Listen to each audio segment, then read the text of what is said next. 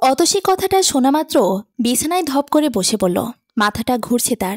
সুখগুলো হাতের মুঠোয় পেয়েও কি পাবি না শেষ পর্যন্ত? নিয়তি এত নিষ্ঠুর কেন? অরণ্য দৌড়ে এসে অতসীকে ধরে, ব্যস্ত কণ্ঠে বলে, পড়ে গেলে কেন? তুমি ঠিক আছো তো? অতসী দুর্বল গলায় জবাব দেয়, আমার মনে হচ্ছে আপনাকে হারিয়ে ফেলবো আমি। অরণ্য ধমক দিয়ে ওঠে, এসব কি ধরনের কথা? আলতু ফালতু কথা একদম বন্ধ, বুঝেছ? এত সহজ না আলাদা করা, ভয় হচ্ছে আমার। অরণ্য অতসীর পাশে বসে। অতসীর দুটো হাত নিজের হাতের মুঠোয় নেয়, আশ্বাসের গলায় বলে, তুমি ঠিক বলছিল অতসী, তুমি আমার কপালে লিখা ছিলে, নয়তো এত দ্রুত এত কিছু হতো না। আর আমি যেরকমই ছিলাম, নিজের ইচ্ছা সবার বিরুদ্ধে গিয়ে বিয়ে করা আমার কল্পনার বাইরে ছিল। তুমি আমার সাহস অতসী, আমার শক্তি এখন থেকে। আমার সাহসকে আমি এত সহজে হারতে দিব না। চিন্তা করো না, সব ঠিক হয়ে যাবে। আগে যেই দেখি। অতসী ভরসা পায়। অরণ্যের হাত আরও শক্ত করে চেপে ধরে নিচ থেকে। অরণ্য ফের বলে, ভয় নেই, আমি আছি, আল্লাহ আছেন, কোনো ভয় নেই। অতসী ঠোঁটে হাসি ফোটানোর চেষ্টা করে বলল, চলুন যাওয়া যাক। সোফায় জহির ইসলাম, ইকবাল, মামুন, রশিদ কামাল বসে রয়েছেন। তাদের সামনে সোফায় বসে আছেন রফিক সাহেব। রফিক সাহেবের মাথা ভীষণ রকমের ধরে আছে। যন্ত্রণায় মাথার রগ দপদপ করছে, কিন্তু তিনি সেটা কাউকে বুঝতে না দিয়ে ঠোঁটে কৃত্রিম স্বাভাবিকতা ধরে বসে আছেন। জহির ইসলাম কিছুক্ষণ আগে এসেছেন এখানে, সঙ্গে এনেছেন এলাকার বড় বড় মাতবরদের। অরণ্যকে তিনি এত সহজে ছাড় দেবেন না, কিছুতেই না। রশিদ বললেন, কই, আপনার ছেলেকে ফোন দিছেন? আসতে বলছেন? রফিক সাহেব উঁচু গলায় দিবার নাম ধরে ডেকে প্রশ্ন করলেন, ওরে ফোন দিছোস? ভেতর থেকে দিবার গলা শোনা যায়, দিছি, আসতেছে। রশিদ ফের বললেন, ওই মেয়ে নিয়ে আসতেছে? পুনরায় ভেতর থেকে দিবা বলল, জি ঠিক আছে, আসুক তারা। জহির ইসলাম বললেন, আমার মেয়ের স্বপ্ন ভাঙা, আমার মেয়েকে মারার প্ল্যান সব আমি আজকে দুইটাকেই দেখে নিব। রফিক সাহেবেও উত্তর দিয়ে দিলেন, আমার ছেলের একা দোষ সব, আর আপনার মেয়ের কোনো দোষ নাই। আপনার মেয়ে তো সব নষ্টের গোড়া। যেই ছেলে কলেজেও আমাকে বা তার মাকে সঙ্গে নিয়ে যেত, যেই ছেলের নামে আজ অব্দি একটা রিপোর্ট আসেনি, সেই ছেলে আপনার মেয়েকে দুদিনের দেখায় বিয়ে করে ফেলেছে। আশ্চর্য না? তাও যদি অতসী অপরূপ সুন্দরী থাকতো তবে একটা কথা ছিল, কিন্তু মেয়েটা তো কালো, তার মধ্যে নেই কোনো সৌন্দর্য। এমন একটা মেয়েকে হুট করে কোন ছেলে বিয়ে করবে? অবশ্যই আপনার মেয়ে আমার ছেলেকে ফাঁসাইছে, নাইলে ও এরকম কেন করলো? ছেলেদের একটা হলেই হয়, গেরা উঠলে কালা ধলা চিনে না, আর মেয়েরা না পেতে দিলে কোনো ছেলে তাকে জোর করতে পারে না। আপনার মেয়ে রাজি না থাকলে হলো কিভাবে বিয়েটা? এখন সব একা আমার ছেলের ওপর দিচ্ছেন। জহির ইসলাম দাঁড়িয়ে বলেন, কথাবার্তা সাবধানে বলেন, নিজের ছেলের দোষ থাকতে অতসীর ওপর সব চাপাচ্ছেন। রফিক সাহেবও দাঁড়িয়ে গেলেন, গায়ে লাগে আপনার তাতে? কেন লাগবে? অতসী কে হয় আপনার? আপনার মেয়ে হয়? তাহলে প্রথম দিন কেন আপনার মেয়েকে কাজের লোক বলে পরিচিত করে দিয়েছিলেন আমাদের সাথে? হ্যাঁ, আপনার মধ্যে গণ্ডগোল আছে, আপনি সুবিধা পার্টি না। সাবধানে কথা বলেন, গলা বাড়াবাড়ি করবেন না। আমি গলা বাড়াচ্ছি? শুরুটা কে করেছে? ইকবাল মাছ দিয়ে বললেন, কে শুরু করছেন আপনারা? দুজনেই চুপ থাকেন। আমরা কি এখানে সিনেমা দেখার জন্য আসছি? ছেলে মেয়ে আগে আসুক, তারপর দেখা যাবে কি করা যায়। এখন চুপ থাকুন আপনারা। মামুন ওই ইকবালের কথার তালে তাল মেলায়। চুপ থাকেন দুজনে। জহির ভাই বসেন আপনি। অরণ্য অতসীকে নিয়ে বাড়িতে ঢোকে। এত মানুষ দেখে ওরা দুজনেই দাঁড়িয়ে যায়। অতসী অরণ্যের পেছনে লুকায়, ভয়ে তার হাত পা থরথর করে কাঁপছে। জহির ইসলাম অতসীকে দেখে নিজেকে সামলাতে পারেন না, বড় বড় পা ফেলে ছুটে আসেন। অতসীকে ধরার জন্য হাত বাড়াতে যাবে, ঠিক তখনও অরণ্য বলে ওঠে, খবরদার আঙ্কেল, অতসীর গায়ে একটা টোকা বলে খুব খারাপ হয়ে যাবে এখন। জহির ইসলাম হতভম্ব হয়ে দাঁড়িয়ে পড়লেন। রফিক সাহেব তেড়ে এসে অরণ্যকে কষে থাপ্পড় লাগায়। অরণ্য দাঁতে দাঁত কামড়ে থাপ্পড়টা হজম করে নেয়। রফিক সাহেব কিরমির করতে করতে বলেন, বেয়াদবের বাচ্চা, শোরের বাচ্চা, কুত্তার বাচ্চা, এই দিন দেখার জন্য তোকে বড় করছিলাম, আজকে তোর জন্য আমার নাক কান সব কাটা গেছে। এলাকায় সবাই সিসি করতেছে, ঘরে আউট মানুষজন এসে আমাকে অপদস্থ করতেছে। এত কিছুর পরে তোর তেজ কমে না, তাই না? তোকে জুতা দিয়ে পিটিয়ে মেরে ফেলবো, জানোয়ার। রফিক সাহেবের তেজ দেখে অতসী প্রচুর ভয় পায়। সে অরণ্যের পিঠে দিককার শার্ট খামচে ধরে। অরণ্য কিছু বলল না, চুপ করে রইল। ইকবাল সবার মাঝে এসে বললেন, সবাই সোফায় গিয়ে বসেন, আমরা কথা বলবো ওদের সাথে। আপনারা দুজন একদম চুপ থাকবেন। পরিস্থিতি একটু ঠান্ডা হতেই ইকবাল প্রথম প্রশ্ন করে অরণ্যকে, তুমি প্রিয়া নামের মেয়েটার সাথে প্রতারণা কেন করলে? অরণ্য সহজ স্বাভাবিকভাবে উত্তর দিল, আমি কারোর সাথে প্রতারণা করিনি। প্রিয়াকে আমি ভালোবাসিনি কখনো, ও আমাকে ভালোবাসত। আমার প্রতি প্রচুর ইয়ক ছিল, আমাকে প্রপোজও করেছিল, আমি রাজি হইনি। পরবর্তীতে ওর পাগলামি দেখে আমি ভাবলাম একটা চান্স দেয় মেয়েটাকে। তখন আমার ফ্যামিলিতেও আমার জন্য মেয়ে দেখছিল, তাই সবাইকে বলেছিলাম প্রিয়ার কথা। আমি ওর সাথে কোনো হারাম সম্পর্কে জড়াতে চাইনি, চেয়েছিলাম একদম বিয়ে করে ফেলতে। বিয়ের পর না হয় ওকে জানবো, চিনবো, প্রেমে পড়বো বা ভালোবাসবো, কিন্তু তার আগে ওর মেন্টালিটি আমার বিবেককে বাধা দিয়ে দেয়। আমি এমন কাউকে চাইছি যে আমার কেয়ার করবে, আমাকে খুব ভালোবাসবে, যার কাছে আমি পৃথিবী থাকব। কিন্তু এমন কাউকে চাইনি যে হৃদয়হীনা, নিষ্ঠুর, নির্দয় ব্যক্তি, যার ভালো মানুষটা উপরে উপরে, ভেতরে তলা মানসিক বোধের দিক থেকে শূন্য। প্রিয়াকে বিয়ে করে ফেললে আমার পুরো জীবনটাই নষ্ট হয়ে যেত।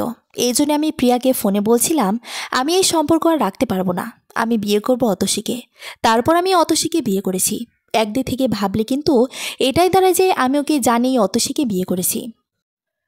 তোমার লম্বা লেকচার বন্ধ হয়েছে? অতসী তুমি অরণ্যের পেছন থেকে সামনে আসো, আমার মুখোমুখি হও। অতসী ভয় ভয়ে অরণ্যের পাশে দাঁড়ালো। অরণ্য এক হাত দিয়ে শক্ত করে ধরে আছে অতসীকে। অতসীকে সাহস দেওয়ার চেষ্টা করছে। তা দেখে কামাল বাজখাই গলায় বললেন, ওর হাত ছাড়ো, এখানে সব বড়রা বসে আছে। অরণ্য কাটা কাটা গলায় বলল, নিজের বিয়ে করা স্ত্রীর হাত পুরোপুরি পৃথিবীর সামনে ধরে রাখলেও কোনো সমস্যা হয় না। কামাল জবাব দিলেন না, বিড়বিড় করে বললেন, ছেলেটা চূড়ান্ত বেয়াদব। ইকবাল এবার অতসীকে প্রশ্ন করলেন, তোমার নিজের বোনের ঘর ভাঙতে তোমার বিবেকে বাঁধল না? এলাকায় ছেলের অভাব পড়েছে নাকি? যদি এত ওই কামরানি উঠেছিল তাহলে কুত্তার কাছে যাইতা। অতসীর চোখ বেয়ে টপটপ করে পানি গড়িয়ে পড়ে। অরণ্য খেকিয়ে বলল, আঙ্কেল, একজোড়া প্রাপ্তবয়স্ক ছেলে মেয়েকে বিয়ের পর এভাবে ডেকে নিয়ে নানান ধরনের ব্যক্তিগত প্রশ্ন করছেন, এটা কিন্তু অপরাধ।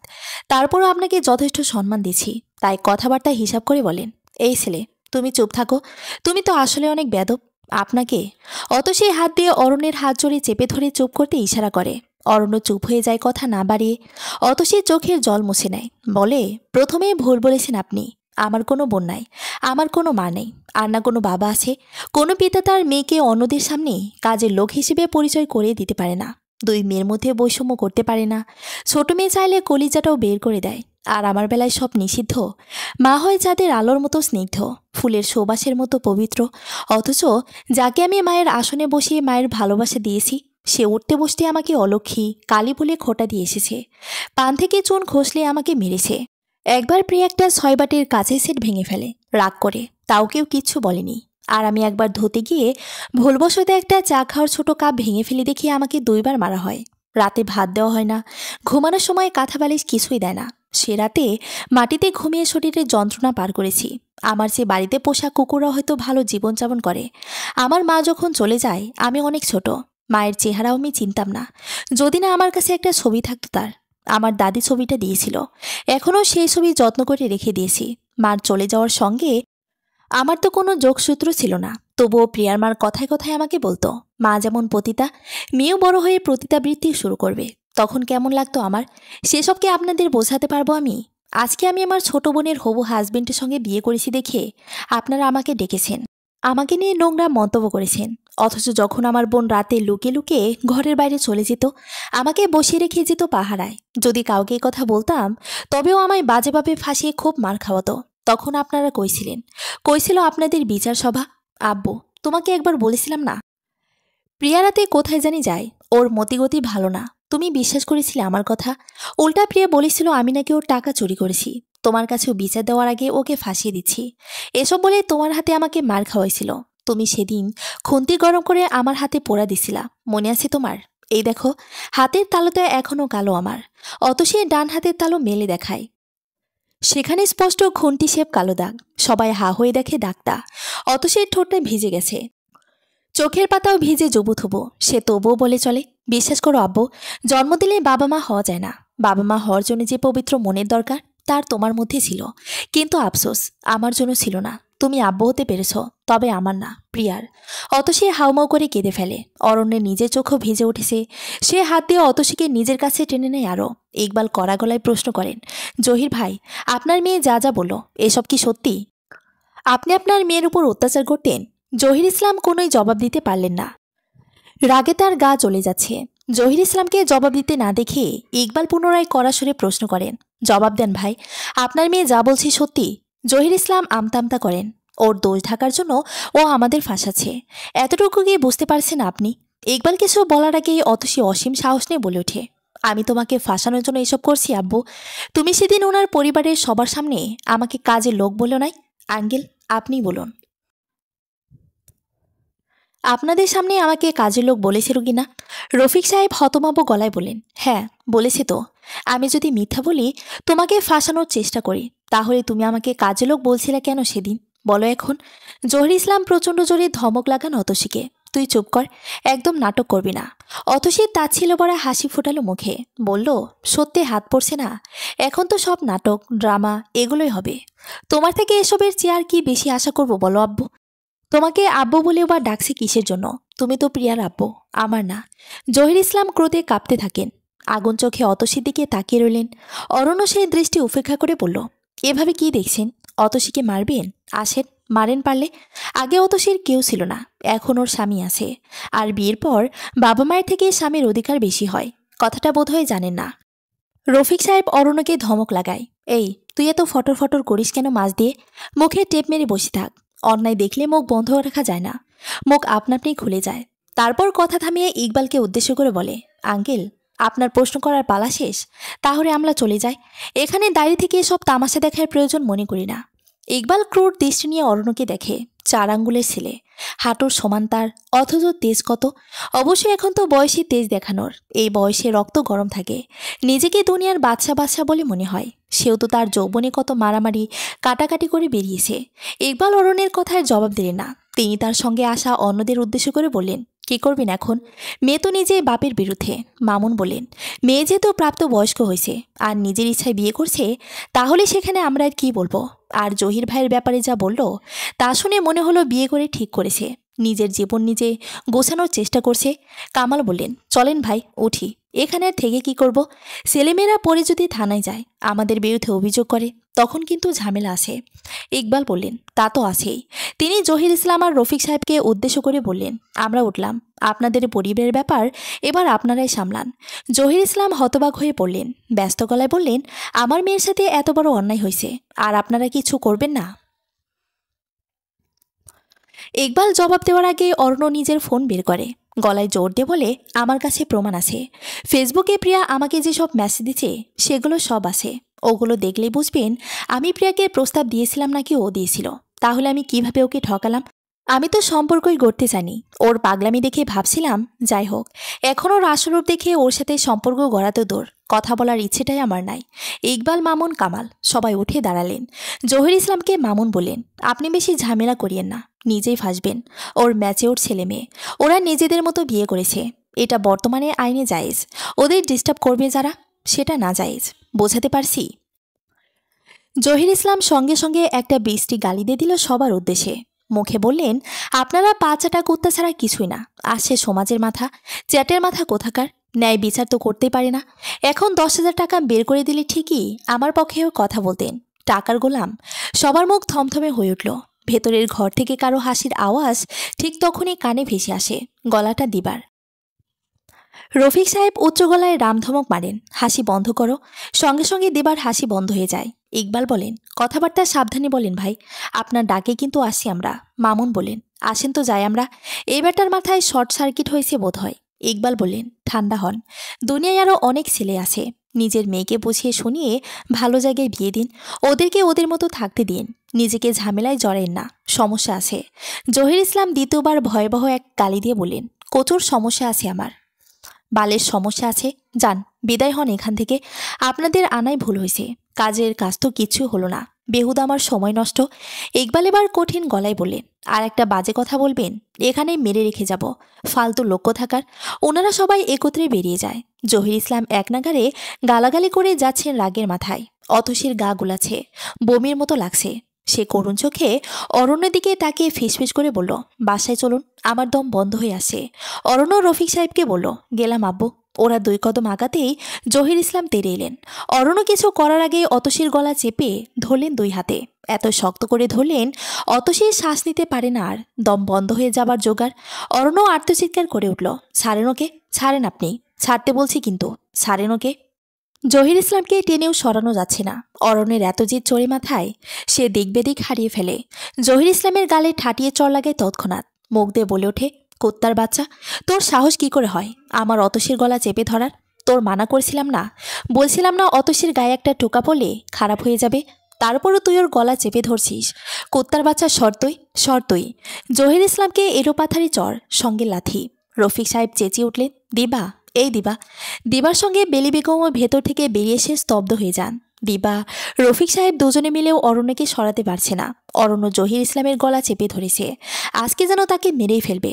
অতসী অবাক, অরণ্যের শান্ত চেহারার পেছনে এত অশান্ত রূপ। অতসী মেঝেতে বসে পড়ে, এক নজর মারামারি দিকে তাকিয়ে থেকে হরহর করে বমি করে দেয়। বেলি বেগম চিৎকার করে বললেন, বাবা থাম তুই, মেয়েটা বমি করতেছে। অরণ্যের কর্ণগোহরে গিয়ে কথাটা ধাক্কা দেয়। অরণ্য তৎক্ষণাৎ থেমে যায়। জহির ইসলামের গলা ছেড়ে দিয়ে অতসীকে এসে ধরে। অতসীর ক্লান্ত দুর্বল শরীর এত ধাক্কা নিতে পারে না। সে অরণ্যের গায়ের ওপর নুয়ে পড়ে। জহির ইসলাম ক্রমাগত কাশতে থাকেন। রফিক সাহেব তাকে সেই অবস্থায় ঘর থেকে টেনে বাইরে বের করে দেন। বলেন, ভুলে আমার বাড়িতে আপনার ছায়া যেন না দেখি। তারপর জহির ইসলামের মুখের ওপর দরজা আটকে দেন। অরণ্য দিবাকে বলল, আপু, ওকে তোর রুমে নিয়ে যায়। দিবা বলে, যা। রফিক সাহেব কঠিন গলাতে আদেশ করেন, খবরদার, ওর ছায়া যেন ভেতরের ঘরে না যায়। অরণ্য কঠিন চোখে রফিক সাহেবের দিকে তাকিয়ে থাকে। তারপর তার নির্দেশ অমান্য করেই অতসীকে পাজা কোলে তুলে দিবার রুমের দিকে হাঁটা দেয়।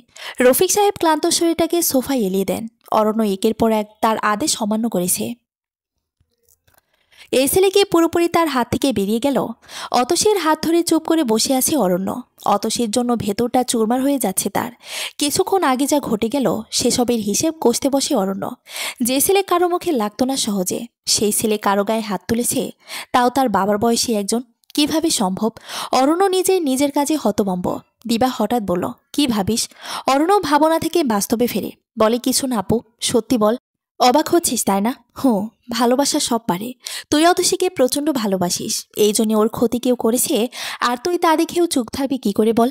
অরণ্য চকিতে দিবার দিকে তাকায়, ক্ষণকাল চুপ থেকে বলে, ভালোবাসি? ধুর, কি বলো? বিশ্বাস হলো না আমার কথা? নিজেই ভেবে দেখতো, একটা মেয়েকে শুধু তার কষ্ট থেকে মুক্তি পাওয়াতে তাকে বিয়ে করে নিলি। তুই চাইলে ওকে একটা ভালো চাকরি দিতে পারতি, নিজের পায়ে দাঁড় করাতে পারতি। বিয়ে করার প্রয়োজন ছিল না, ওর সার্টিফিকেট ছিল না তো। অনেকে আছে যাদের সার্টিফিকেট নেই, তবুও কিছু না কিছু করছে। ও তো লিখতে জানে, পড়তে জানে, একটা রিসেপশনে ঢুকতে পারত, তাই না? অরণ্য চুপ করে রইল। দিবা বলল, শোন গাধা, তুই যেটা না জানিস সেটা আমি জানি। অতসীর দুঃখগুলো তোর হৃদয়ে এতটা শুয়ে গেছে যে তুই ওকে অজান্তেই ভালোবাসতে শুরু করেছিস। ওর প্রতি তোর মায়া এক্সট্রিম লেভেলে বেড়ে গেছে। ওর গায়ে একটা আঁচড় লাগলে তোর কলিজায় টান পড়বে। আজকে ওকে যখন ওর বাবা মারল, তোর কষ্ট হয়নি বল? অরণ্য নিচু গলায় বলল, হইছে, মেয়েটা লক্ষ্মী আছে, তোকে অনেক আগলে রাখবে। সবচেয়ে বড় কথা, ওর ভেতর লুকোচুরি নেই। ওর বাইরে যা, ভেতরেও তা। ও যেন একটা বইয়ের পাতা, যে বইয়ে কভার নেই, চাইলে ওকে ওপর থেকে গড়গড় করে পড়া যায়। অরণ্যের ঠোঁটের কিনারায় হাসি ফুটে ওঠে। দানিশ দরজার মুখে এসে দাঁড়ায়। অরণ্য দানিশকে দেখে বলে, মামা ওখানে কি? ভেতরে আসো। দানিশ গুটি গুটি পায়ে হেঁটে এসে দিবার পাশ ঘেঁষে দাঁড়ায়। দিবা দানিশকে মেয়েকে রাগ দেখিয়ে বলে, বড়দের মাঝে কি? দানিশের ইনোসেন্ট গলা, মামায় তো ডাকলো। অরণ্য হাসে, আপু, তুই একটু বেশি বকিস। মামা তুমি এদিকে আসো, আমার কোলে আসো।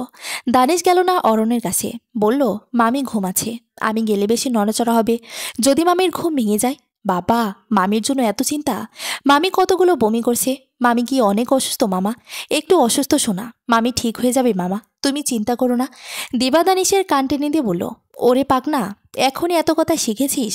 দানিশ আস্তে করে বলল, আম্মু লাগে তো, যাও এখান থেকে, মামি ঘুমাচ্ছে, এখানে শোরগোল করা ঠিক না। আচ্ছা যাই তো, কান ছাড়ো আগে, আম্মু লাগে তো। দিবা খিলখিল করে হেসে দানিশের কান ছেড়ে দেয়। দানিশ গোমরা মুখে চলে যায়। অরণ্য বলল, তুমি সবসময় বাচ্চাটাকে বকো মারো, এটা কি ঠিক? দিবা ছোট ছোট চোখ করে বলে, ও, আমি খালি ওকে বকি মারি এসব চোখে পড়ে, আর ভালোবাসি যে তা চোখে পড়ে না? অরণ্য হাসল। তার বোনটা কত বড় হয়েছে, অথচ কথাবার্তা এখনো বাচ্চামো ভাব। বেলি বেগম গম্ভীর হয়ে রুমে ঢুকলেন। তাকে দেখে অরণ্যের হাসি মিলিয়ে গেল। দিবাও সোজা হয়ে বসল।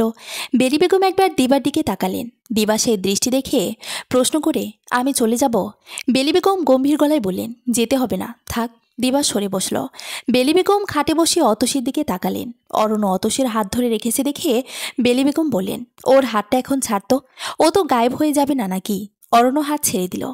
বেলি বেগম পুনরায় বললেন, তুই আমাকে একবার বলতে যে ওকে বিয়ে করতে চাস, আমি সবাইকে বুঝিয়ে সুঝিয়ে ওকে এবারের বউ করে আনতাম। তুই আমার একমাত্র ছেলে অরণ্য, তোকে নিয়ে অনেক আশা ছিল, সব আশায় জল ঢেলে দিলি।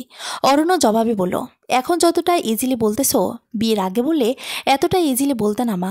অতসীকে তোমার মানবিক বোধের কারণে ভালো লাগে, কারণ ও এতিম, ওর অনেক কষ্ট। তুমি কারো কষ্ট সহ্য করতে পারো না আমি জানি মা, কিন্তু অতসীকে নিজের ছেলের বউ করে আনার মতো মানসিকতার চিন্তাও তোমার নেই, আর হতো না। তোমাকে বিয়ের আগে বললে আমাকে উল্টা এটা ওটা বুঝিয়ে অতসী থেকে আলাদা করে রাখতা, এই জন্যেই কাউকে জানানোর রিস্ক নেই নাই, ডাইরেক্ট কাম সেরে ফেলছি। কথা শেষ করে অরণ্য দাঁত বের করে হাসল। বেলি বেগম গর্জে উঠলেন, একদম হাসবি না, খবরদার। মা একটু আস্তে, ও ঘুমাচ্ছে। বেলি বেগম চোখ ভরে উঠল। নিজের পেটের ছেলের কাছে আজ অন্য মেয়ের এত কদর। বেলি বেগম নাক টেনে কড়া গলায় বললেন, এই মেয়েকে নিয়ে এক্ষুনি বিদায় হবি তুই। অরণ্য বলল, ও জাগুক তারপর চলে যাব। না, এত সময় দেব না। এক্ষুনি যাবি? এক্ষুনি যাব মানে এক্ষুনি। দিবা মাঝ দিয়ে বলল, মা তুমিও দেখি বাবার মতো তার ছেঁড়া কথা বলতেছ। বেলি বেগম দিবার দিকেও কঠিন দৃষ্টি তাক করে বললেন, তোকে মাতব্বরি করতে কে বলেছে? তোকে বিদায় করতে হবে, আবার বিয়ে দেব। দৌড় দাঁড়া, খুব শীঘ্রই দেব। দিবা দাঁত কিরমির করে উঠে দাঁড়ালো, বলল, এই ফালতু প্যাসেল ছাড়া আর কোনো কথা নাই। এত বিয়ে দেওয়ার শখ থাকলে আব্বুকে বিয়ে করা যাও, নিজের সত্যি নিয়ে আসো। আমার কানের কাছে বিয়ে বিয়ে করবা না। দিবা গজগজ করতে করতে বেরিয়ে গেল ঘর ছেলে। বেলি বেগম ঠিক তখনই কেঁদে ফেলে বললেন, তোদের দুই ভাই বোনের কাছে আমার মর্যাদা কতটুকু বলতো? প্রিয়ার জ্ঞান ফেরার পর থেকেই তো হাতের কাছে যা পাচ্ছে তাই ছুঁড়ে ফেলছে মেঝেতে, চিৎকার করে করে কাঁদছে। বারবার বলছে, তুই প্রতারক অতসী, তুই বেইমান, তোকে আমি মেরে ফেলবো। তুই আমার জীবন ছিনিয়ে নিয়েছিস। জহির ইসলাম মুখ কাচুমাচু করে দরজায় এসে দাঁড়ান। তাকে দেখা মাত্র প্রিয়ার কান্না দ্বিগুণ হয়। জহির ইসলামের বুক স্যাঁত করে ওঠে।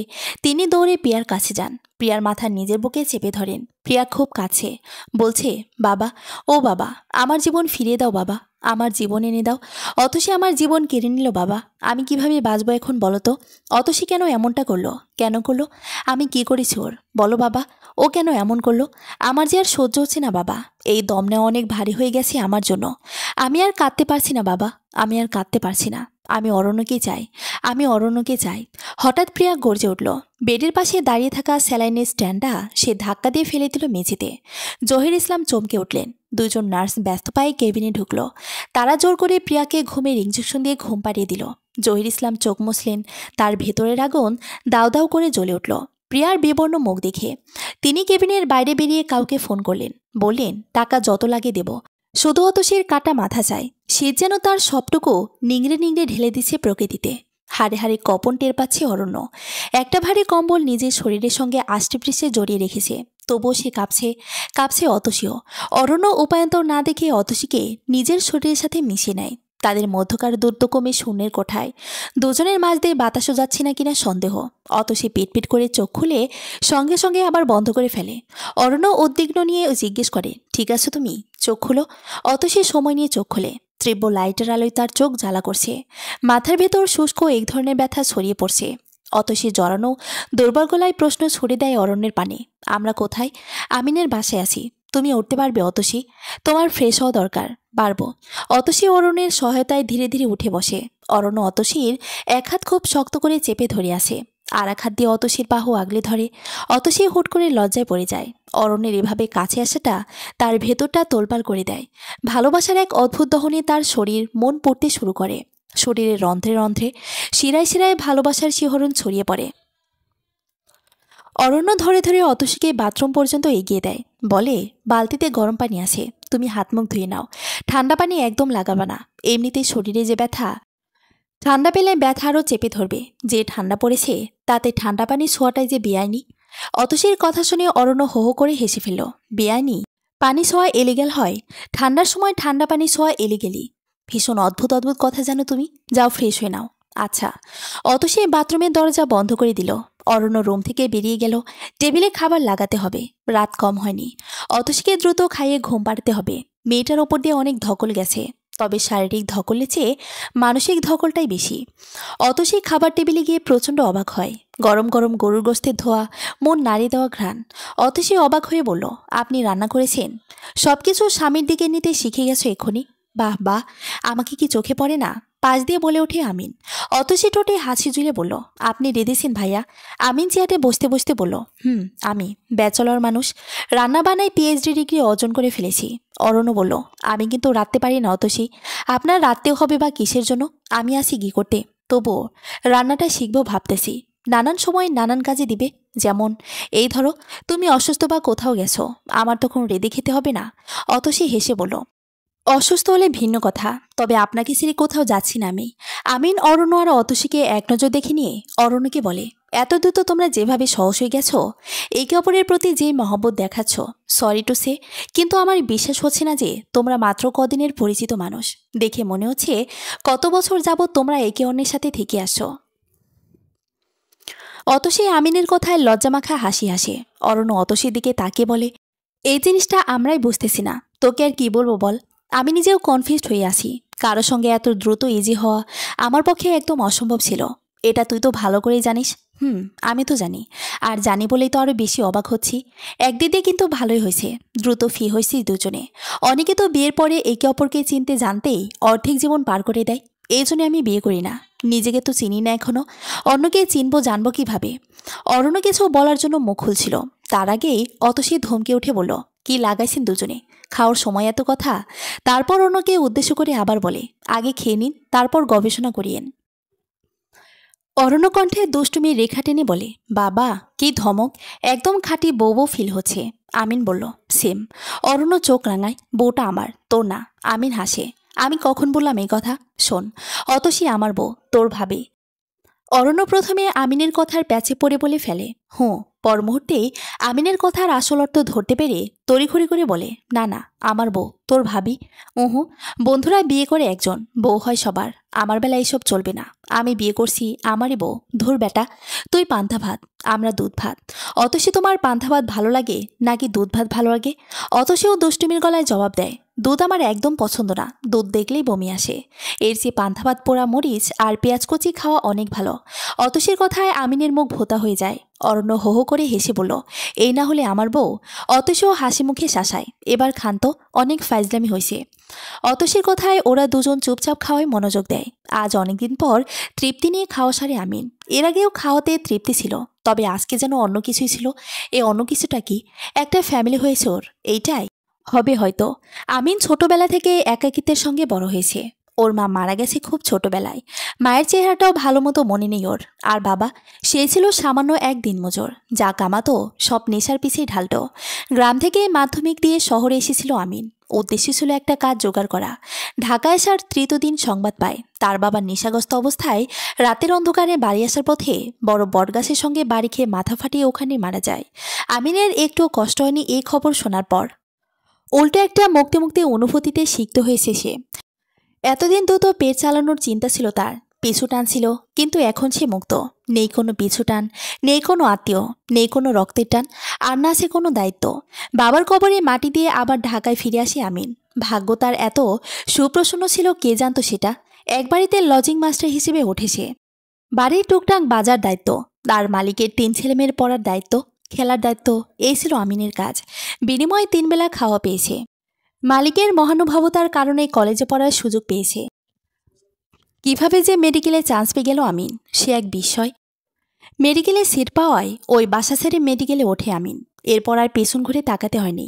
সামনে তার উজ্জ্বল ভবিষ্যৎ হাসি মুখে তার জন্য অপেক্ষায় ছিল। সব পেয়েও একটা কমতি ছিল আমিনের বুকে। আজ অরণ্য অতসীর সঙ্গে কাটানো মুহূর্তে সেই কমতিটা খানিকটা হলেও কম লেগেছে। আমিন বুঝতে পারে একটা ঘর চাই তার, নিজের বউ বাচ্চা পরিবার চাই তার, কিন্তু কাকে তার ঘর বানাবে? যৌবনে যাকে প্রথম মনে গেছিল সে তো ধোঁয়াশা কেবল, চাইলেও তাকে ছোঁয়া যায় না। তাকে ভেবে ভেবে দিনরাত পার হয় আমিনের। তার জায়গাটাও কাউকে দেওয়া যায় না। মেয়েটা আস্ত এক জাদুকর। নিজের জন্য আমিনের বুকে বিশাল জায়গা বানিয়ে সে গা ঢাকা দিয়েছে সমাজের চাদরে।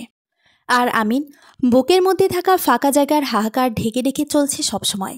মেয়েটা কি জানবে তাকে ভালোবেসে কেউ এখনো প্রায় রাতে কাঁদে? জানবে কি মেয়েটা তার জন্য কারো জীবন সত্যিকারের অর্থে থমকে আছে? না, জানবে না। আমিন তাকে জানতে দিবে না। আমিনের বুক ফুঁড়ে গভীর কষ্টের এক দীর্ঘশ্বাস বেরিয়ে গেল। অতসী বলল, কয়টা বাজে? অরণ্য ফোনে টাইম দেখে নিয়ে জবাব দেয়, 12:30। এত রাত? জেগে আছেন কেন? ঘুমান। অরণ্য অতসীর দিকে পাশ ফিরে শুলো। ড্রিম লাইটের মৃদু আলোয় অতসীকে লাগছে স্বর্গীয় রহস্যময় পরি। সে ক্ষণকাল অতসীর দিকে চুপচাপ তাকিয়ে থেকে উত্তর দেয়, ঘুম আসছে না। অতসীরও ঘুম আসছিল না।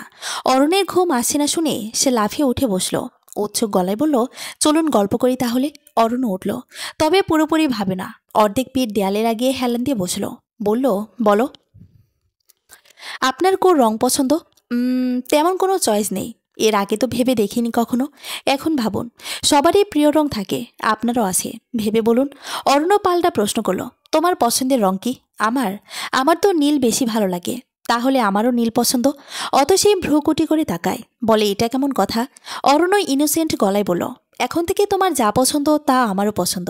তাই বুঝি? আমার তো বিষ পছন্দ। তাহলে কি আপনারও বিষ পছন্দ হবে? অরণ্য থতমত খায় অতসীর কথায়। অতসী খিলখিল করে হাসে। নীল কিন্তু বিষাদের রং মিস্টার। ছোট থেকে আমাকে জড়িয়ে সুখের থেকে দুঃখই বেশি ছিল, তাই নীল রংটাই জড়িয়ে গেছে পছন্দের সঙ্গে। তাই নাকি? তাহলে সুখের রং কি? লাল? না, লাল হলো বিপদের রং। সুখের রং এক একজনের কাছে এক এক রকম। আমার কাছে সুখ মানে সাদা। সাদা? সাদা হলো পবিত্র রং। নয়তো কাফনে কাপড় সাদা হলো কেন? কালো। নীলটাও তো হতে পারতো, তাই না? অর্ণব ভ্যাবাচাকা গলায় জবাব দেয়, তাই তো আল্লাহ আমাদের পাঠান পবিত্রভাবে, নিয়ে যাও পবিত্রভাবে। যেহেতু এত রং থাকতে তিনি সাদাকে নির্দেশ করেছেন কাফনের পবিত্র অংশ হওয়ার জন্য, তাতে বোঝা দেয় সাদা রং পবিত্র রং। আর পবিত্রতায় সুখ। অপবিত্র জিনিস স্বল্প সময়ের সুখ দেয়, আর স্বল্প সময়ের সুখ চায় না। আমি চাই দীর্ঘস্থায়ী সুখ, চিরস্থায়ী সুখ।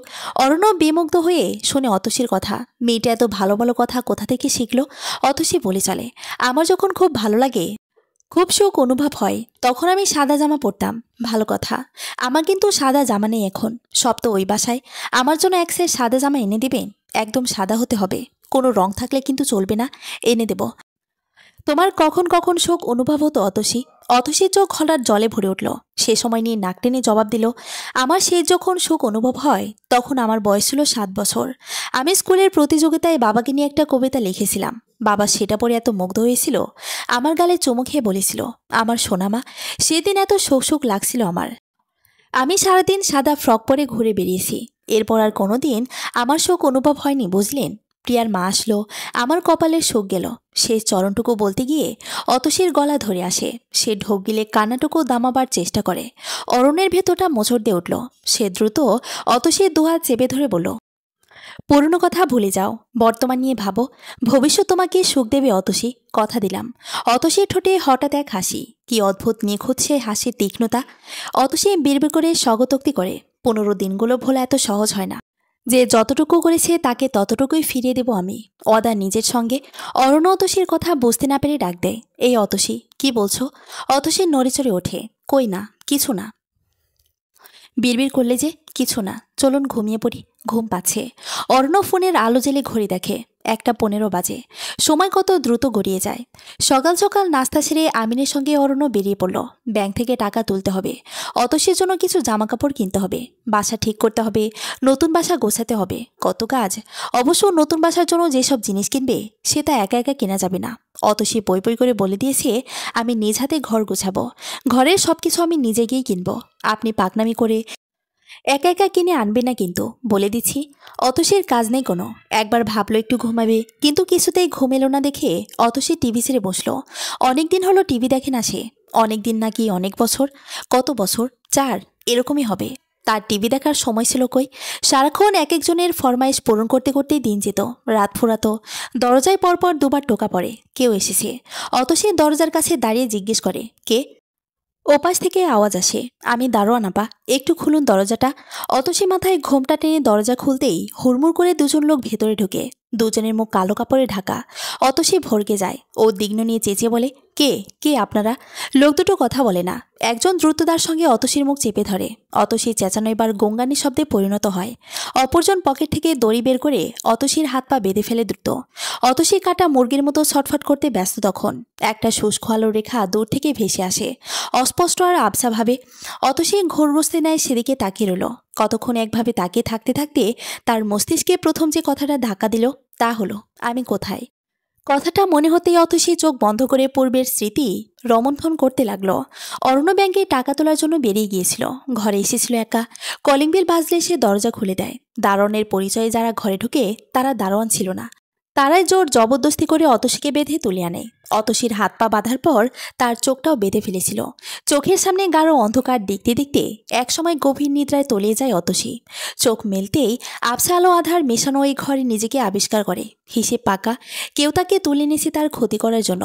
তাহলে এখনও তাকে বাঁচিয়ে রেখেছে কি জন্য? কি মতলবেদের? এরা চায় কি? অতসী এলোমেলো ভাবনায় তলিয়ে যাচ্ছে ধীরে ধীরে।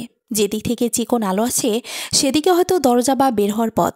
অতসী ভাবে একবার উঠে সেদিকে যাবে কিনা। অতসী ধীরে ধীরে ওঠার চেষ্টা করে। মাটিতে পা ফেলতেই অতসীর সবাঙ্গ কেঁপে ওঠে। সে মৃদু আর্তনাদ করে পায়ের দিকে তাকাতে দেখে গাঢ় রক্তের শুরু দ্বারা বয়ে যাচ্ছে। অতসী ধপ করে মাটিতে বসে পড়ে আবার। মুখ দিয়ে অস্পষ্ট স্বরে গঙ্গাতে থাকে বারংবার। পাটাকে কাছে টেনে নেয়। দেখে পায়ের তলা ক্ষত বিক্ষত হইয়াছে। কাটাছেঁড়া জায়গা দিয়ে গলগল করে রক্ত বেরোচ্ছে। কি যে যন্ত্রণা! অতসীর গাল গড়িয়ে জল পড়ে। পাটা বুকে জড়িয়ে কোকড়ে যায় সে। কে করলো এমনটা? কেনই বা করলো? থপথপ আওয়াজ তুলে একজন রুমে ঢোকে। অতসী ভয় নেই সেদিকে তাকায়।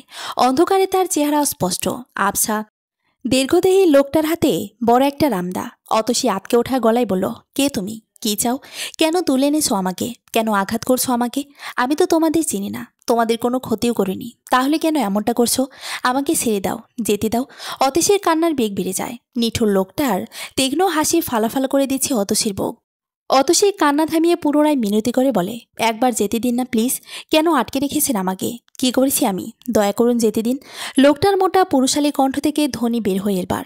সে বলে, এখান থেকে আমাদের মর্জি ছাড়া কেউ যেতে পারে না। তাহলে মর্জি করুন, আমাকে যেতে দিন। লোকটি হাসল। অতসীর মনে হলো পৃথিবীর সবচেয়ে বীভৎস হাসি এই হাসি। সে আতঙ্কে চোখ সরিয়ে নিল।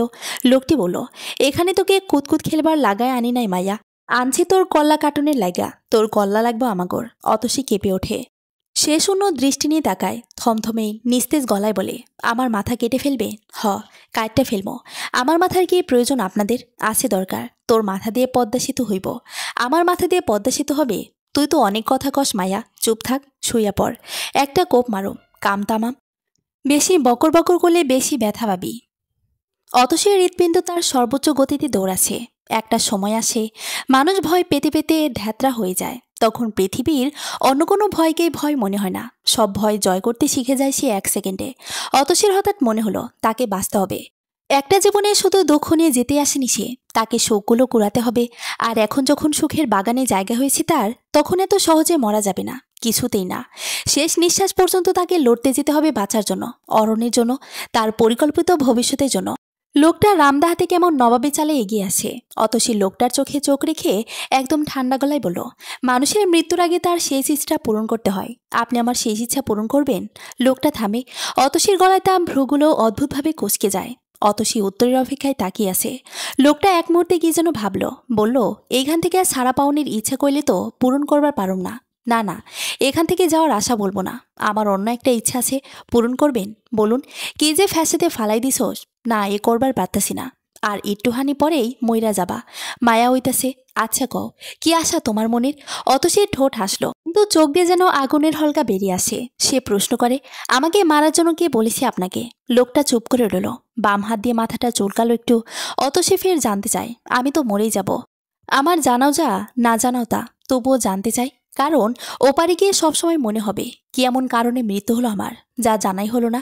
এ জীবনে শান্তি সুখ পাইনি, ওপারে গিয়ে একটু নিশ্চিন্ত থাকতে চাই। কিন্তু এর উত্তর না জানতে পারলে ওপারে গিয়ে অতিষ্ঠ হয়ে থাকবো। তাই বলুন প্লিজ। লোকটা ফের মাথা চুলকায়, এদিক ওদিক তাকিয়ে বলে, এর আগে কাউরে মারতে আয়া ওর লগে এত কথা কই নাই। তুমি না কেমন কইরা জানি কথা কও, গলায় দম আছে তোমার।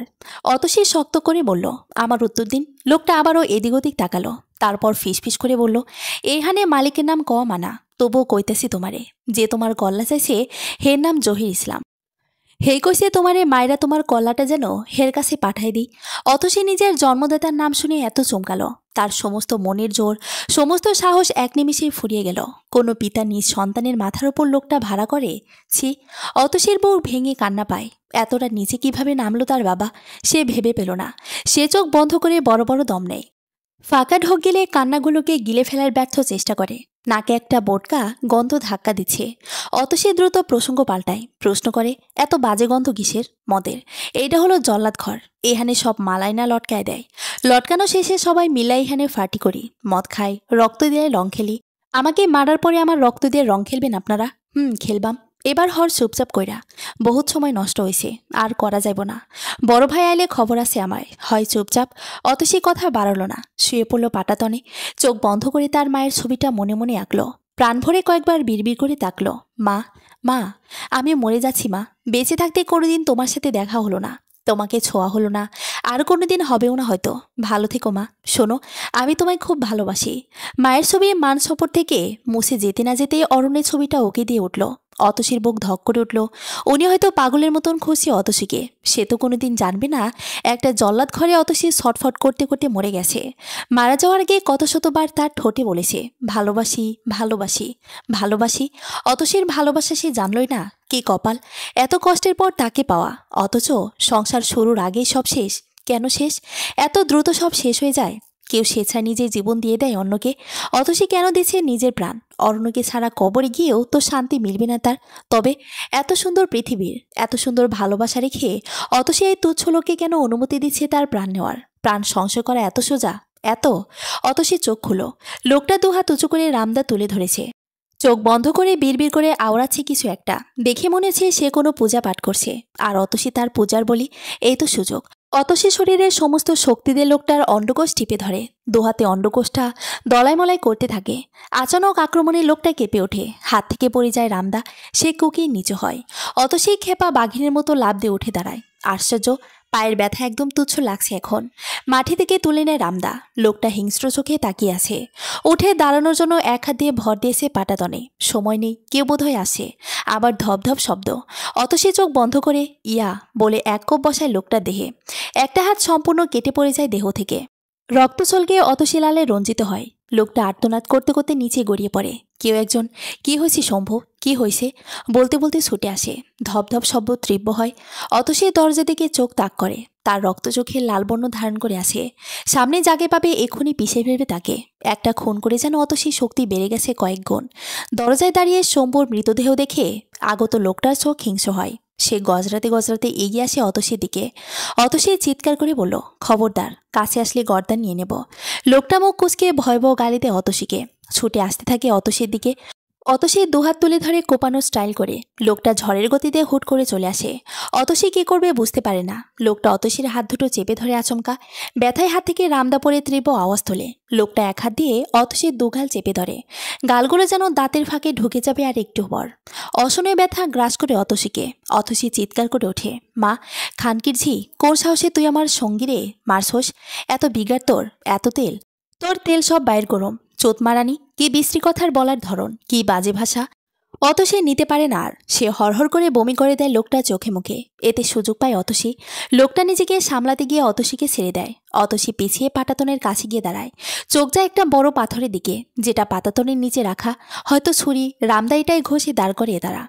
অতসী দ্রুততার সঙ্গে পাথরটা তুলে নেয়। লোকটা এগিয়ে আসতে থাকে। আর দেরি করে না অতসী। পূর্বের শক্তি, পূর্বের জোর নিয়ে পাথরটা ছুঁড়ে মারে লোকটার দিকে। মাথায় গিয়ে লাগে পাথরটা।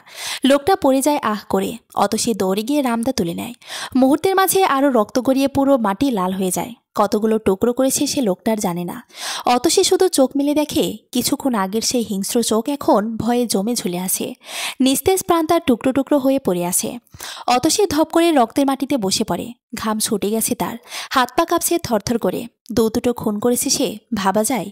অতসী নিজেকে সামলে উঠে দাঁড়ায়। একবার দেহগুলোর দিকে তাকে ফিসফিস করে বলে, তোমাদের মারতে চাইনি, নিজেকে বাঁচাতে তোমার প্রাণ নিয়েছি, সরি। তারপর ছুটে বেরিয়ে যায় ঘরটা থেকে। অরণ্য মাথায় হাত দিয়ে বসে আছে। তার চোখ ফোলা, দৃষ্টি শান্ত। সকাল থেকে সারা জায়গা তন্ন করে খুঁজেছে সে। অতসীর খোঁজ পায়নি। একটা মানুষ এভাবে গায়েব হয় কিভাবে? জহির ইসলামের কাছেও গিয়েছিল অরণ্য। তাকে মারার জন্য আবার ছুটে যায়। জহির ইসলাম এবার ভয় তো পেলেন না, উল্টো বলেছেন অতসী অন্য কোনো ছেলের হাত ধরে ভেগে গেছে। ও এরকমই মেয়ে, একটা পুরুষ দিয়ে হয় না ওর।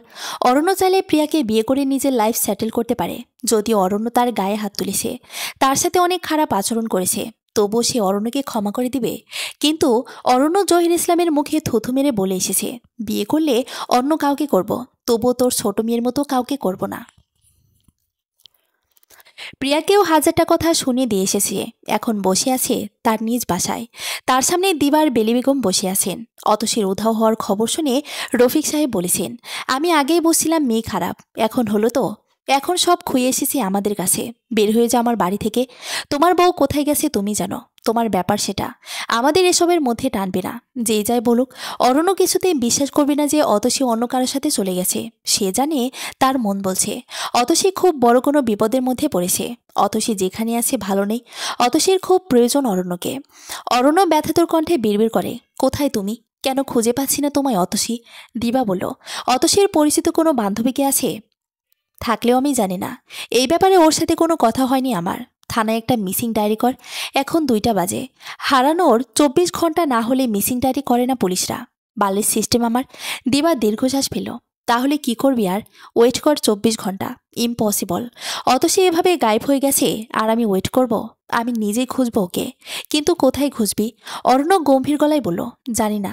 ঠিক তখনই একটা ফোন আসে অরণ্যর নাম্বারে।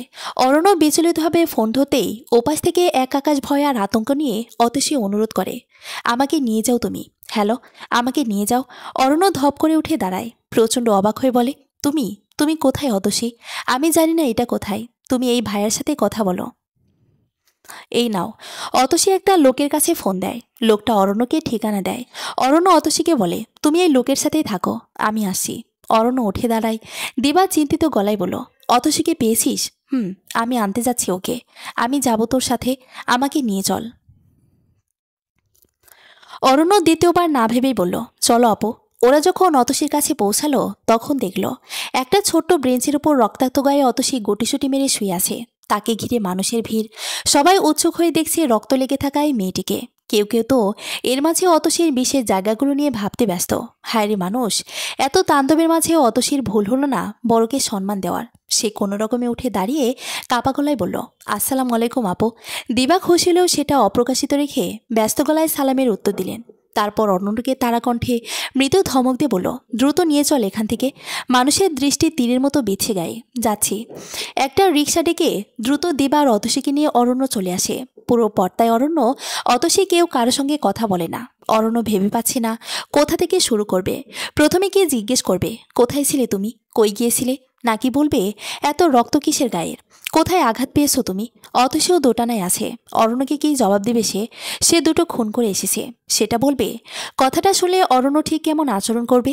ভয় আর ঘোলানো আতঙ্কে অতসীর বুক ধকবুক ধকবুক করতে শুরু করেছে। একটা ক্লিনিকের সামনে গিয়ে অরণ্য রিক্সা থামায়। সব কথা পরেও বলা যাবে, এখন আগে অতসীকে সামলানো দরকার। ওর গায়ে যে পরিমাণ রক্ত লেগে আছে, ভেতরে কোথাও মারাত্মকভাবে কেটেছে কিনা কে জানে। ডাক্তার সন্দেহজনক দৃষ্টি নিয়ে ওদের দিকে তাকায় বারবার, খালি জিজ্ঞেস করছে, এত রক্ত কিসের? অতসী হা হু কিছুই করছে না, বোবার মতো চুপ করে বসে আছে। অরণ্যের মাথাও কাজ করছে না, কি জবাব দিবে মস্তিষ্ক ঠিক করতে পারছি না। দিবা ভারী গলায় বলে উঠল, যেখানে থেকে আসুক এই রক্ত, তাতে আপনার কি? আপনার কাজ আপনি করুন না। ডাক্তার সাহেব অতসীকে ছুঁয়েও দেখলেন না, উল্টো জহরি চোখে তাকিয়ে দিবাকে জবাব দেয়, আমাদের কর্তব্যই আমরা করছি। এত গায়ে রক্ত লেগে আছে, এটা নিশ্চয়ই জটিল কেস বা পুলিশ কেস। আমাদের থানায় আগে ইনফর্ম করতে হবে, তারা আসুক, তারপর চিকিৎসা। দিবার গলা সব নিভে গেল। এভাবে কড়া গলায় কাজ হবে না ভেবে বলল, আই অ্যাম সরি। আসলে কিছুক্ষণ আগে একটা অ্যাক্সিডেন্টের শিকার হয়েছি আমরা। মানে আমাদের পাশের একটা গাড়ি ব্রেক হারিয়ে বাজেভাবে অ্যাক্সিডেন্ট করেছে। গাড়িতে একটা মেয়ে ছিল আর ড্রাইভার তো মরে গেছে, বাট মেয়েটা জীবিত ছিল। তাকেই অতসী লেপ্টে ধরেছিল। তখন ওই মেয়ের শরীর থেকে অতসীর শরীরে রক্ত লেগে গেছে। মেয়েটাকে হাসপাতালে পাঠিয়ে আমরা বাসার উদ্দেশ্যে রওনা হই। পথে মধ্যে এই ক্লিনিকে দেখে থামি।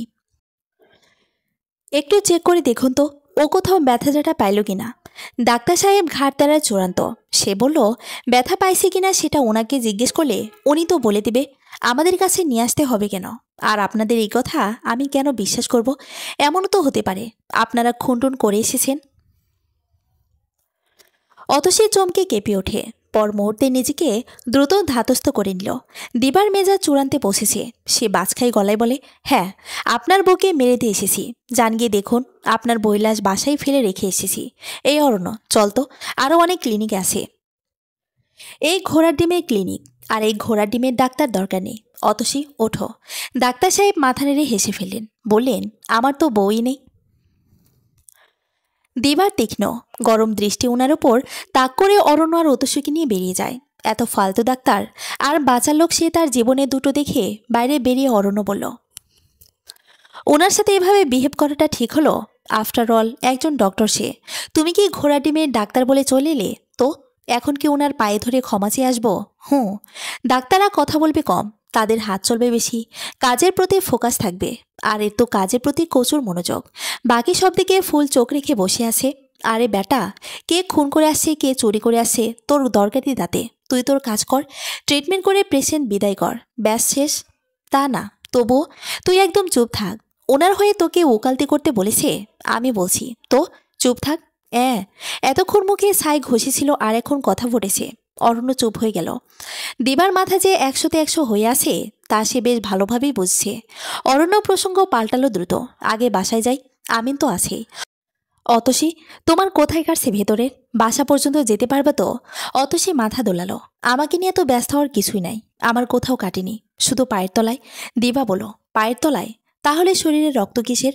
অতসী নিস্তেজ গলায় জবাব দেয়, আমি বাসায় গিয়ে বলবো। দিবা চিন্তিত গলায় বলল, ঠিক আছে।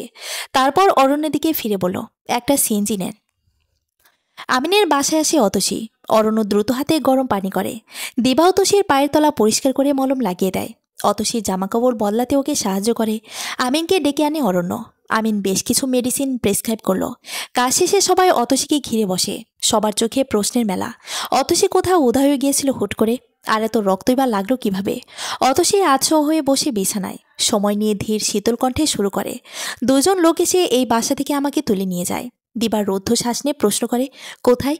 জানি না, চোখ বন্ধ ছিল আমার। যখন চোখ খুলে একটা অন্ধকার ঘরে ছিলাম আমি। ওরা আমাকে মারার জন্য নিয়ে গিয়েছিল। আমার মাথা কেটে ফেলার জন্য রামদা হাতে এসেছিল একজন। আমিন চোখ বড় বড় করে বলে, তারপর? আমি অতসী ঢোক গেলে মুখ দিয়ে কথা বের হচ্ছে না তার। কিছুতেই সে বলতে পারছে না খুনের কথাটা। না জানি এই কথা শুনলে এরা কি ধরনের রিয়াক্ট করে বসবে। আচ্ছা, অতসীকে পুলিশের হাতে তুলে দিবে না তো? আর অরণ্য, উনি কেন চুপ আছেন? কেন কিছু জিজ্ঞেস করছেন না? অতসী আর চোখে অরণ্যের দিকে তাকায়। অরণ্য বড় চোখে তাকিয়ে আছে অতসীর দিকেই। দিবা তারা দেয়, তোতলাছ কেন?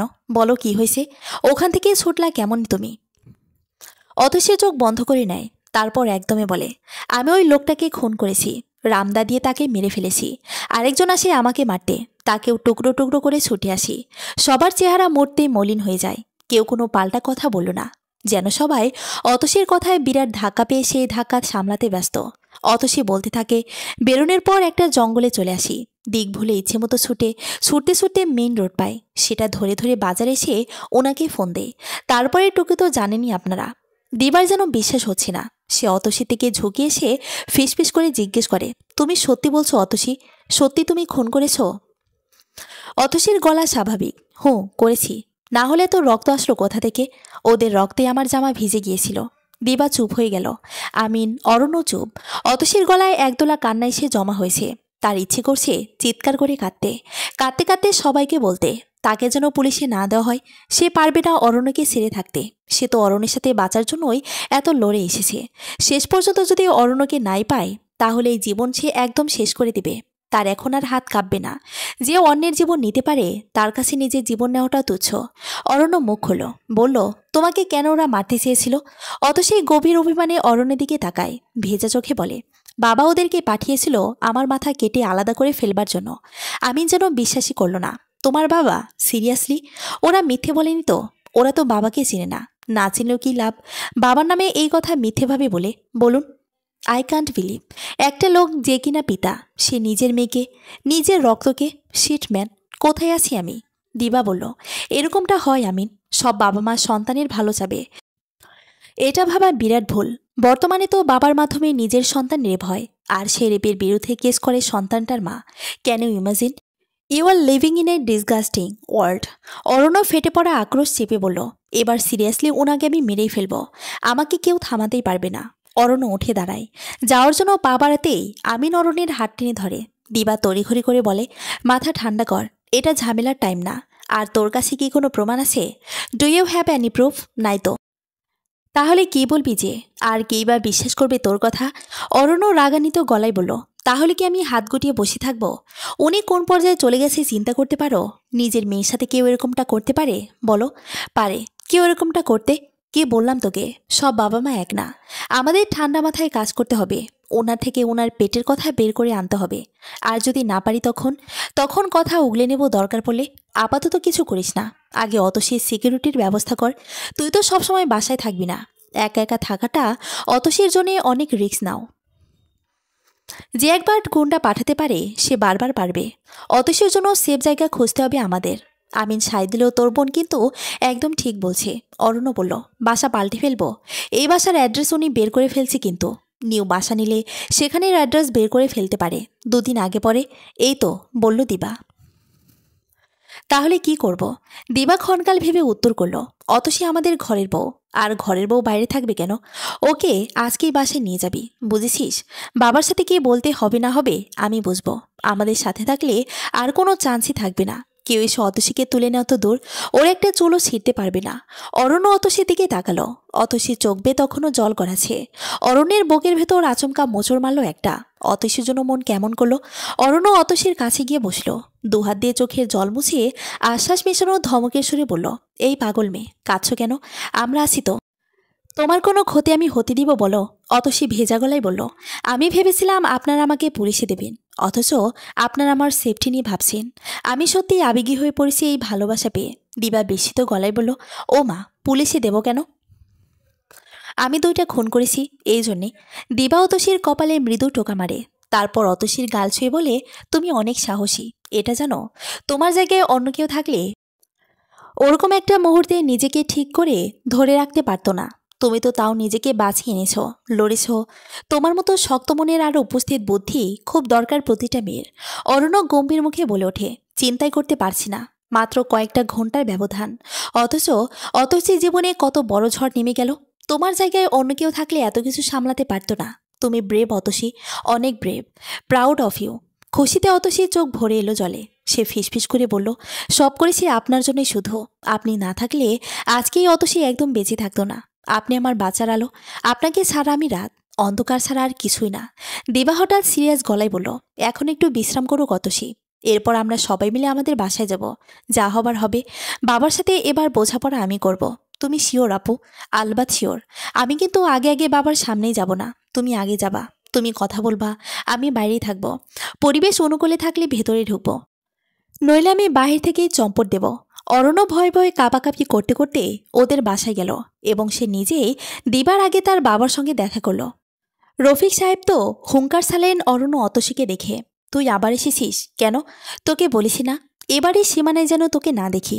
অরণ্যের পা কাঁপছে, অথচ গলায় কি জোর। সে কঠিন আর শক্ত গলায় বলল, আমি চলে যাব, কিন্তু অতসী এখানে থাকবে বাবা। ওর লাইফের অনেক রিস্ক, মরে যাক, আমার কি? তোমার অনেক কিছু বাবা। আমি জানি আমার বাবার মন এত পাথর নয় যে কারো মৃত্যুর দয়া করবে। ওর বাবা ওকে মারার জন্য গুন্ডা পাঠিয়েছিল, তারাই ওকে ধরে নিয়ে গিয়েছিল। আল্লাহর অশেষ রহমতে আমি ওকে খুঁজে পেয়েছি, সময় মতো পেয়েছি বলেই গুন্ডারা ওর কোনো ক্ষতি করতে পারেনি। ওকে একা রাখা মানে রিক্সে থাকবে মেয়েটা। ওর বাবা আবার নিশ্চয়ই গুন্ডা পাঠাবে। যার মেয়ে তারই যখন দরদ নেই তো আমার কি? সে তো অমানুষ। তুমি তো অমানুষ না বাবা। তোমার মধ্যে তো একটা মন আছে, মায়া আছে, মানবতা আছে। এখানে থাকলে গুন্ডা ফুন্ডা সব এসব ছাড়, কেউ ওর কিচ্ছু করতে পারবে না। রফিক সাহেব তবুও বলেন, সম্ভব না, ওকে নিয়ে বেরিয়ে যাও। এবার মুখ খুলে দিবা চেঁচিয়ে চেঁচিয়ে বলে, ওরা যদি চলে যায় তবে আমিও চলে যাব বাবা। দানিশও চলে যাবে, আম্মাও চলে যাবে। বেলি বেগম হতভম্ব হয়ে যান দিবার কথায়। তিনি বেকুব চোখে মেয়ের দিকে তাকাতে দিবা চোখ দিয়ে ইশারা করে, চোখ রাঙায়, তারপর বলে, বলো আম্মু, তুমিও ঘর ছেড়ে চলে যাবা না বলো? শেষ কথাটা ধমকের সহিত বলে দিবা। বেলি বেগম যেন প্রচুর বিরক্ত, এরকম ভঙ্গিতে বলেন, হুঁ চলে যাব। শুনেছ বাবা, আমরা সবাই চলে যাব। তুমি বলো, তুমি কি একা থাকবা? রফিক সাহেব যেন বিশ্বাসই করতে পারলেন না। একটা সামান্য মেয়ের জন্য তার পরিবার তারই বিরুদ্ধে, তাকে একা ফেলে সবাই নাকি চলে যাবে। গেলে যাক, সে একাই থাকবে, তাতে কি? রফিক সাহেব কোনো কথা না বলে প্রস্থান করলেন। দিবা দীর্ঘশ্বাস ফেলল। অরণ্য অসহায় চোখে দিবার দিকে তাকিয়ে বলল, এবার কি হবে আপু? দিবা ইশারায় অতসীকে নিয়ে রুমে যেতে বলে অরণ্যকে, আর নিজে হাঁটা দেয় রফিক সাহেবের উদ্দেশ্যে।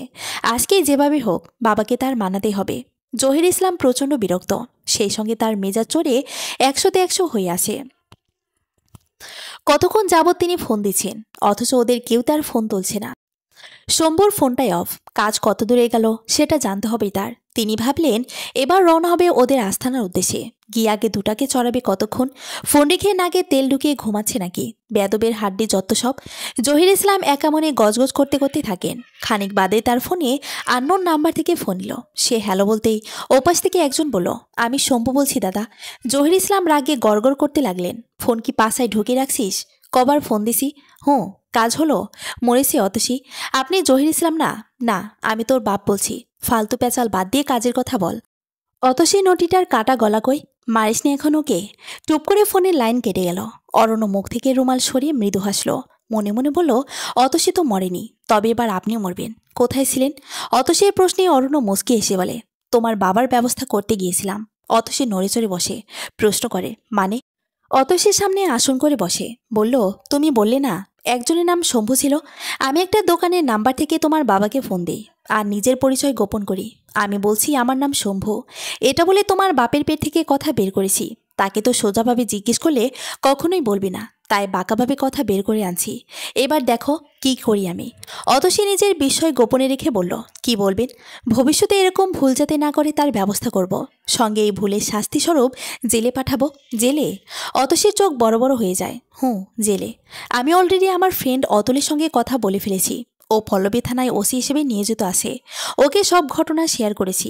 আজকে সন্ধ্যার পর আসবেও, তখন বাকি সব বলবো। অতসী অরণ্যের কথা শুনে থম ধরল। শূন্য দৃষ্টি নিয়ে চুপচাপ বসে রইল। অরণ্য ক্রমাগত বকবক করে যাচ্ছে তার সব কথায় জহির ইসলামকে কিভাবে হেনস্থা করা যায় তা ঘিরে। কিন্তু সেসব কথার বিন্দুমাত্র অতসীর কান্দে ঢুকছে কিনা সন্দেহ। অরণ্য যখন খেয়াল করলো অতসীর চোখে জলের ভিড়, সে থমকে গেল। উদ্বিগ্ন হয়ে ডেকে বলল, এই অতসী, কাঁদছো তুমি? হয়। অতসী দ্রুত চোখের জল মুছে ফেলে, টেনে টেনে বলে, কই, কাঁদছি না তো। একদম মিথ্যে বলো না, আমি দেখেছি তুমি কাঁদছিলে। কেন? অতসী ফের মিথ্যে বলল, চোখে ধুলো পড়েছে তাই পানি এসেছে। আবার মিথ্যে? আমাকে বলবে না? বলো। অরণ্যের গলায় শাসনের ধমক। অতসী ক্ষণকাল চুপ থেকে বলে, খুব খারাপ লাগছে। শত হোক বাবা তো, কেন সে ভালো হলো না? একটু ভালো মন হলেই তো হয়ে যেত। জানেন, একবার মনে হয় তাকে আসলে কঠিন শাস্তি দিই। যখনই তার চেহারাটা চোখে ভাসে কি যে মায়া লাগে আমার, কি যে খারাপ লাগে তখন। বয়স তো কম হলো না, কদিন থাকবে আর?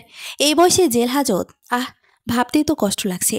অরণ্য প্রশ্ন করল, তাহলে তুমি কি চাচ্ছ না তার জেল হোক? অতসী রয়ে শুয়ে বলল, না। সিরিয়াসলি? অরণ্যের গলায় অবিশ্বাস। অতসী মিনমিনে স্বরে বলল, অরণ্য ফ্যালফ্যাল করে দেখতে লাগলো অতসীকে। এ কোন অতসী? এত কষ্ট সহ্য করে অপরাধীকে শাস্তি দিতে চাচ্ছি না, এত মায়া মেয়েটার মনে। অতসী ক্ষুদ্র মুহূর্তে চুপ থাকলো, তারপর বলল, জানি আপনার অবাক লাগছে, কিন্তু কি করব বলুন। শত হোক সে আমার বাবা, আর আমরা বিচার করার কেউ না। ওপরে একজন আছেন, তিনি সব দেখেছেন, তিনি সব জানেনও, তিনি বিচারের মালিক। তাই সব বিচারের ভার তাকেই দিচ্ছি। আমার বাবাকে আমি খুব ভালোবাসি, খুব বেশি। সে আমার সাথে যা করেছে আমি সব মানছি, তাও আমি তাকে কোনো শাস্তি দিতে চাই না। আল্লাহ তার বিচার করবেন। দুদিন আগে পরে এই যা, পরে যদি তোমাকে আবার মারার জন্য লোক পাঠায়, বা তোমার যদি কোনো ক্ষতি করার চেষ্টা করে, তখন কতবার তার হাত থেকে বেঁচে ফিরবো বলো তো? যতদিন হায়াত আছে ততদিন। না, আমি তোমার এই কথার সাথে একমত নই। নিজেদের জীবন অনিশ্চয়তার মধ্যে ফেলতে পারি না, সেটার জন্যও আইডিয়া আছে আমার কাছে। কিন্তু আপনি রাজি হবেন কিনা জানি না। কি আইডিয়া? অতসী ইতস্ত করে বলল, আমরা আমরা বিদেশ চলে যেতে পারি, অনেক দূরে, কেউ জানবে না, শুধু আপনার ফ্যামিলি জানবে, ব্যাস। সেখানে তো আর কেউ আমাদের ক্ষতি করতে পারবে না। বিদেশ? অরণ্যের চোখগুলো গোল গোল হয়ে যাচ্ছে অতসীর এক একটা কথা শুনে। অতসী মেয়ে যাওয়া গলায় বলল, আর না যেতে চাইলে না যাবেন। আমি জোর করছি না, কিন্তু আমি বাবাকে কোনো শাস্তি দিতে পারবো না। আমার খুব খারাপ লাগবে। অরণ্য কথা বলল না, চুপচাপ উঠে দাঁড়ালো এবং রুম থেকে বেরিয়ে গেল। সে চলে যাওয়ার পরপরই অতসী কান্নায় ভেঙে পড়ল। তার বুকটা সত্যি কষ্টে ফেটে যাচ্ছে। টেবিলে সবাই আসলে অতসী এলো না। দুপুর থেকে জ্বরে পড়েছে সে। হঠাৎ কেন এত জ্বর এলো কে জানে। ওষুধ খাইয়ে লাভ হয়নি। কাল একবার আমিনের চেম্বারে নিয়ে যেতে হবে অতসীকে। রফিক সাহেবকে খাওয়ার জন্য ডাকতে গেল দিবা। বাবা, খাবার দেওয়া হয়েছে টেবিলে। তিনি জবাবে কিছুই বললেন না। দিবা কতক্ষণ দাঁড়িয়ে থাকলো কিছু শোনার আশায়, কিন্তু বোবা রফিক সাহেবকে দেখে সে নীরবে প্রস্থান করতে নিল। দরজার কাছাকাছি যেতেই রফিক সাহেব দরাজ গলায় বললেন, ওই মেয়েও কি খাবার টেবিলে? দেবা মুচকি এসে বলল, না বাবা, ওর জ্বর, ও খাবে না। জ্বর? জ্বর এলো কিভাবে? তা তো জানি না বাবা। ওষুধ এনে দিয়েছে অরণ্য, দিয়েছে। দিবা এগিয়ে এলো রফিক সাহেবের কাছাকাছি দাঁড়িয়ে জহুরি চোখ নিয়ে বলল, অতসীর জন্য এত কেয়ার দেখাচ্ছ কেন? রফিক সাহেব হতভাব গলায় বললেন, কেয়ার দেখাচ্ছি কই? একদম মিথ্যা বলো না। এত এত প্রশ্ন করছো যে। ও। রফিক সাহেব নিজেই স্তম্ভিত হয়ে গেলেন। আসলেই তো, তিনি এত কেন জানতে চাচ্ছেন ওর ব্যাপারে? জ্বর হয়েছে না হয়েছে, ওষুধ আনুক বা না আনুক, মেয়েটা মরেই যাক, তার কি? রফিক সাহেব কথা এড়িয়ে যাবার জন্য বললেন, এখন জ্বরটার ভালো না, তাই জিজ্ঞেস করলাম। দেখা যাবে ওর জন্য আমাদের সবার হয়েছে। সবাই ভুগতেছি এই জন্যে। দিবা শব্দ করে হেসে বলল, তাই? রফিক সাহেব চরম বিরক্তি নিয়ে বললেন, এত হাহা করার কি আছে, যা বের হ রুম থেকে। দিবা হাসতে হাসতে বলল, যাচ্ছি।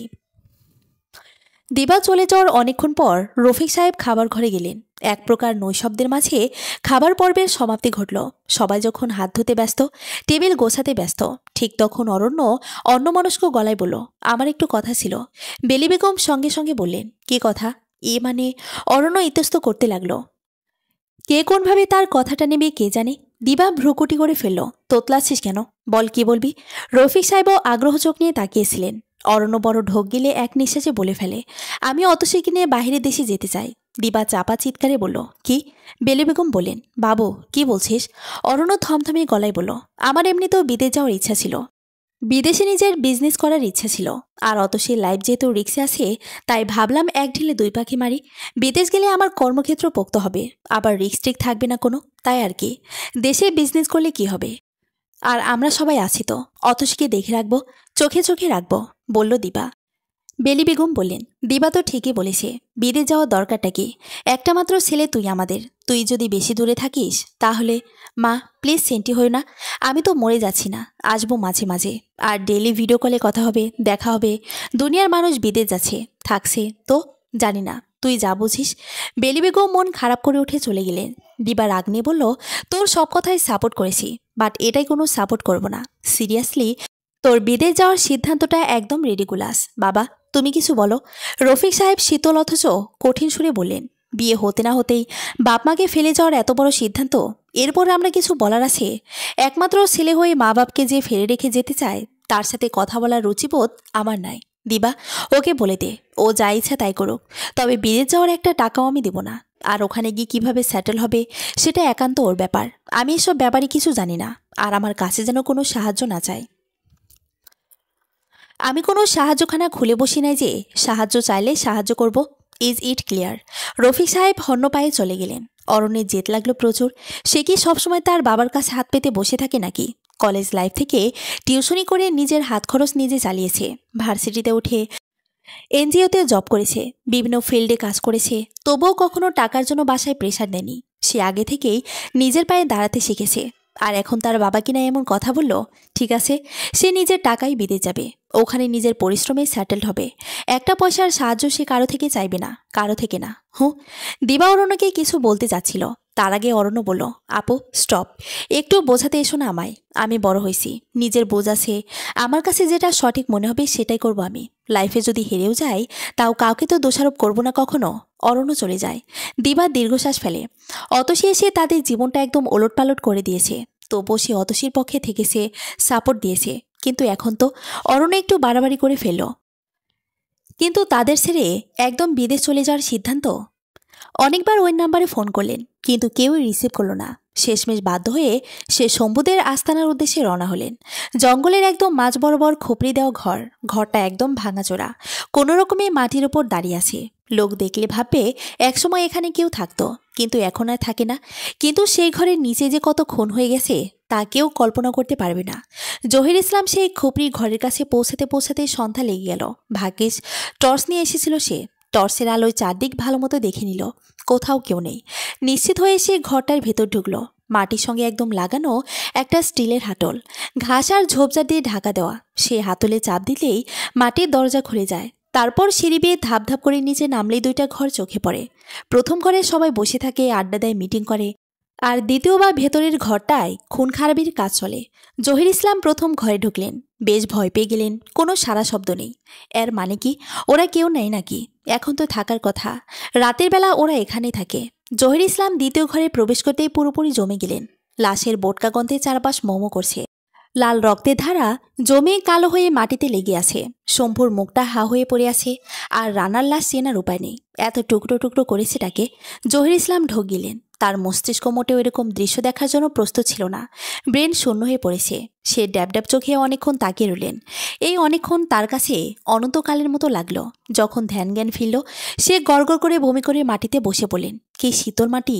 একটা জিরো পাওয়ার হলুদ লাইট জ্বলছে। মনে হচ্ছে এক্ষুনি শম্ভু আর রানার লাশ উঠে দাঁড়াবে, তারপর তার দিকে ছুটে এসে তার গলা চেপে ধরবে, তাকে মেরে ফেলবে। জহির ইসলাম ক্লান্ত চোখে এদিক ওদিক তাকালো। চারদিকে অশরীরা ঘুরছে নাকি। জহির ইসলাম বড় বড় নিঃশ্বাস নিয়ে নিজেকে সামলান, উঠে দাঁড়ান, তারপর পাগলের মতো ছুটতে ছুটতে বেরিয়ে আসেন। জঙ্গলের মধ্যেও ছুটতে থাকেন। তার মনে হচ্ছে তার পিছু পিছু ওদের লাশ আসছে, থামলেই তার গর্দান নিয়ে নেবে। জহির ইসলাম বাড়ি ফিরলেন অনেক রাতে। জঙ্গলের কাছে যে বাজারটা, সেখান পর্যন্ত তিনি ছুটতে থাকেন এবং বাজারে গিয়ে নিজের জ্ঞান হারান। বাজারের লোকেরা তার জ্ঞান ফিরিয়ে আনেন। সেখানে কিছুক্ষণ থাকার পর তিনি বাসার উদ্দেশ্যে রওনা হন। সারা পথ তিনি হিসেব কষতে কষতে এসেছেন, কে মারল ওদের। আর আর সবচেয়ে বড় কথা, অতসী কই? তবে কি অতসী? অসম্ভব। ওর মতো মেয়ের পক্ষে এরকম জাতখুনিদের মারা অসাধ্য সাধনের মতো। তবুও কেউ কেউ তো অসাধ্য সাধন করে, তাই না? চলবে। গল্প নারী, দ্বিতীয় পর্ব। পরবর্তী পর্ব পড়ার আমন্ত্রণ হলো সবাইকে। ধন্যবাদ।